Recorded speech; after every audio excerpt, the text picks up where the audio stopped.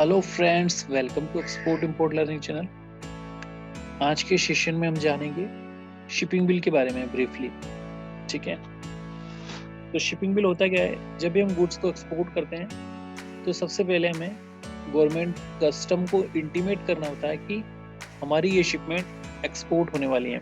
ठीक है, मतलब एक्सपोर्ट होने से पहले ही हमें गवर्नमेंट को डिटेल्स बतानी होती है। वो कैसे? फॉर एग्जाम्पल, जैसे ही हम गुड्स को एक्सपोर्ट कर रहे हैं तो हमें अपनी कमर्शियल इनवॉइस पैकिंग लिस्ट अपने सीएचई को शेयर करना है।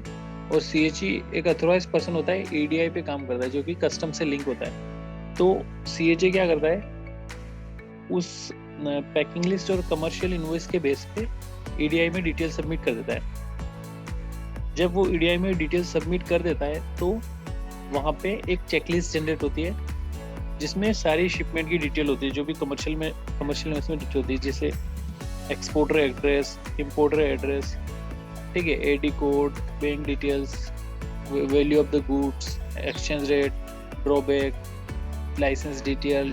ओके, ये सारी चीज़ें जो कमर्शियल इन्वेस्टमेंट होती है वो सारी चेकलिस्ट में अपडेट होती है।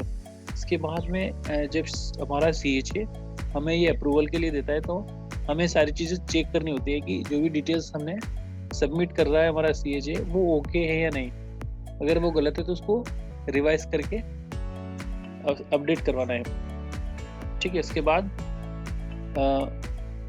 जब ये फाइल हो जाता है तो शिपिंग बिल नंबर जनरेट हो जाता है। और उसके बाद का स्टेप क्या है, जैसे हम हमारे गुड्स को फैक्ट्री से डिस्पैच करते हैं तो जब सेटअप डॉक्यूमेंट हम प्री शिपमेंट के लिए देते हैं एग्जामिनेशन के लिए, commercial invoice, packing list, GST invoice, next, उसके साथ हम ये डॉक्यूमेंट भी लगाते हैं चेक लिस्ट जिसपे शिपिंग बिल नंबर होता है। तो इस शिपिंग बिल नंबर के बेस पे फिर हमें आईसीडी कस्टम में एंट्री मिल जाती है। ठीक है, तो इस प्रकार से शिपिंग बिल जनरेट। अब होता क्या है, ये तो हो गया आपका प्री इनिशियल डाटा लेवल पे, लेकिन अब शिपिंग बिल का नंबर आता है, ये जनरेट कब होता है? जब शिपमेंट हमारी कस्टम में चली जाती है और एग्जामिनेशन हो जाती है। ठीक है, उसके बाद में शिपिंग बिल यही डिटेल्स जो हमने चेकलिस्ट फाइल करते समय हमारे सीएचए ने ईडीआई में सबमिट की थी, प्लस कुछ और डिटेल जैसे लाइक कंटेनर नंबर हो गया, जीएसटी नंबर हो गया, तो ये सारी डिटेल फिर वहाँ पे कस्टम ऑफिसर के द्वारा अपडेट की जाती है।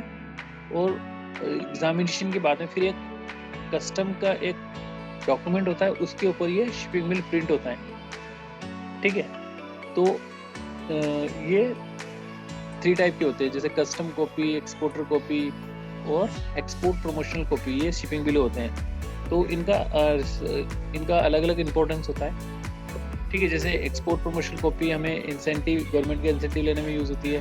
एक्सपोर्टर कॉपी एक्सपोर्ट के रिकॉर्ड के लिए होगी और कस्टम कॉपी कस्टम के पर्पज से होगी। इस प्रकार से इनका यूज है। तो मेन यहाँ पे जो शिपिंग बिल जनरेट हुआ है वो as a proof of document है। गवर्नमेंट ने आपको परमिशन ग्रांट कर दी है कि आप इनको एक्सपोर्ट कर सकते हो।